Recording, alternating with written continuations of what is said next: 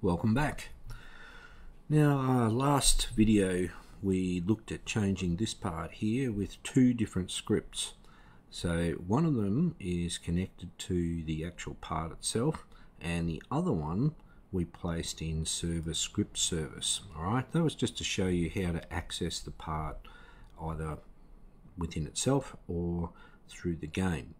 So just make sure you save this as a different version. I've sort of upped my version here a few times, so because we're going to now delete the one in server script service, and I'd like you just to open up the part script.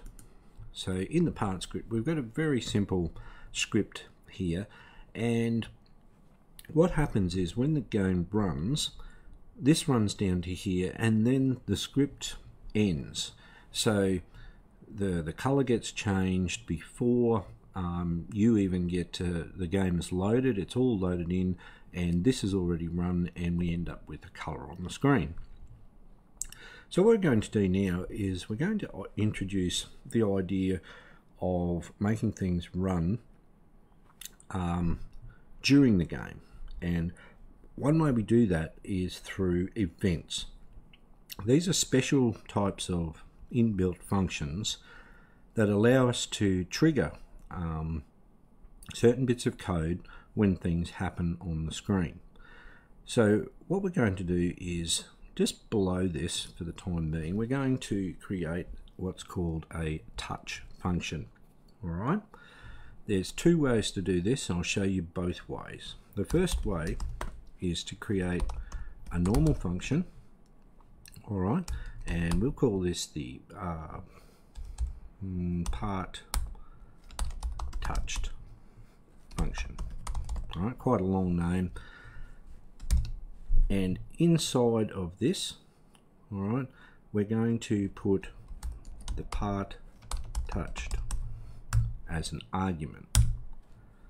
So this is a normal function. Now the tricky part, or the bit that is the event, comes down here. So my part, so this is the part that is on the screen, dot, and if we type in here touched, you'll see it's got a little lightning bolt next to it. Okay, so let's add that. So this is an event, and you'll see it says incomplete statement, expected assignment, or a function call. So it's expecting a function to be connected to this part when it is touched. And the way we do that is to add a colon, so the two dots on top of one another, and you'll notice we have the connect come up. So that's what I just said, we want to connect.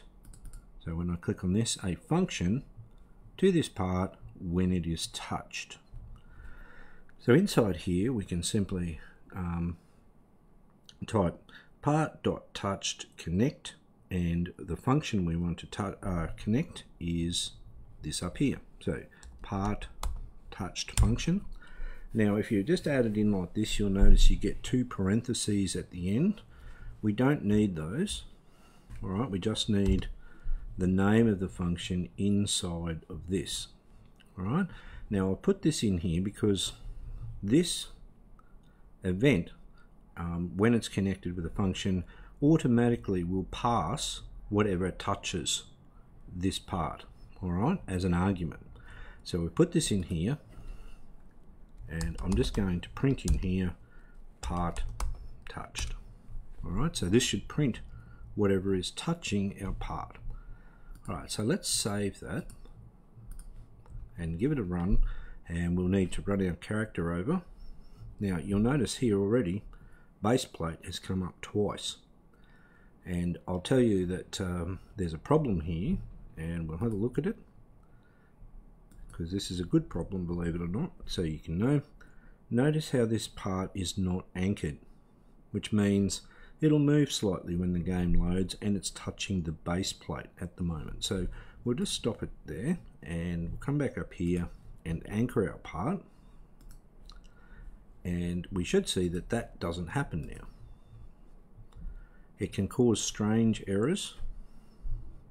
Alright, So now it doesn't come up. However, when we run our player over, when my player runs into this, you'll notice all the parts of the player that it comes in contact with the part are being printed out. Okay? So that's our touched function, which lets us do something when the player touches this part. So let's stop that there. Alright, and you'll notice, see how many times that ran? Now because computers run so quick, when you touch something and then touch it again, it just keeps running and saying, well, it's touched here, it's touched there, etc. So we really need to stop that happening. Alright? And the way we can do it is by using a Boolean variable, and we call that a debounce. So up the top here we'll create a new variable, and as I said, db stands for debounce, and we'll make it true.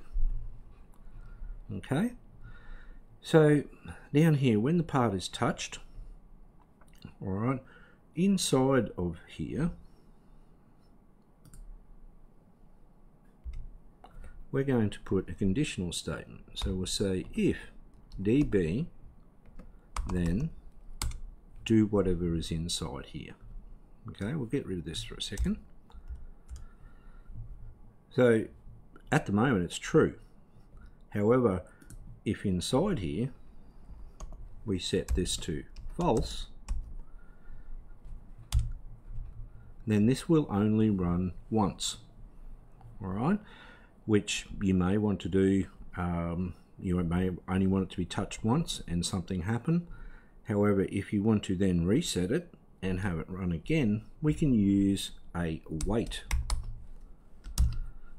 statement. Now inside of wait, you can put an amount of seconds that you want to wait before it changes the db back to true. So in this case, we'll just say we'll wait for 2 seconds and then we'll change db back to true. So if a player touches it again, it will reset back to true and the code will run. So what we'll do is we'll move our my part brick color random, so we'll just command X to cut that out of there, and we're going to place it just in here. Alright, so this is our code at the moment. Let's save that, give it a run and see how that works. Alright, so you'll notice the code has not run at the moment. It's still a boring old grey block. But we run over here and I touch this, it goes yellow. I touch it again, it's changed to a greeny sort of colour. And keep touching, but only every 2 seconds. Okay, does it reset and change to something else. Alright, so I can stand up here. So 1, 2, change, 1, 2, change. And you can set that wait time. The lowest you can set it is sort of 0.03, I believe. So if you want it to change quicker, we could say every half a second, allow this to happen. Alright, so let's run it again. And if I get my player to jump up on our color changing block, you'll notice the colors will change much quicker. Alright. Now I said there were 2 ways to do this. I'll show you the second way now. Okay, so it will be exactly the same as this. So what I'll do is simply copy all of this except for this part. So copy the entire function.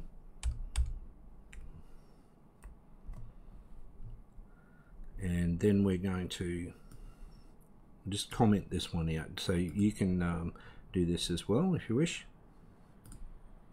Alright. So as I said, at the moment there was a function, and then there, down the bottom here there was the event. Now we can just put the event straight into this first line instead of creating a function like this.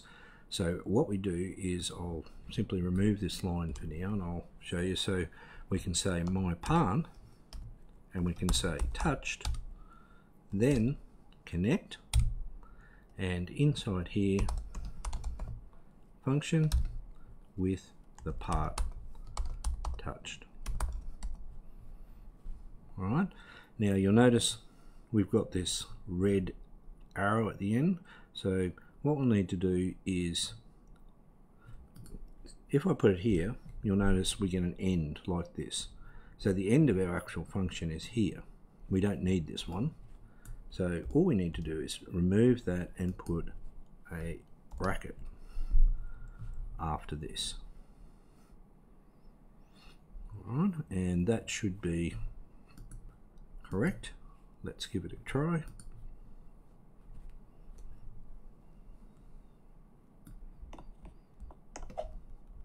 Okay, works exactly the same way. So this is probably the shortest and best way to do it. Alright, and what we've done is we have our part, and when the event of something touching the part happens, we pass to it what is touching it, and then we run our code. Alright, so I hope that makes sense, and we will, in the next video, we're going to move on to make it a little bit more specific in terms of determining whether it's a player touching the block and not something else in the game. So I'll see you in the next video.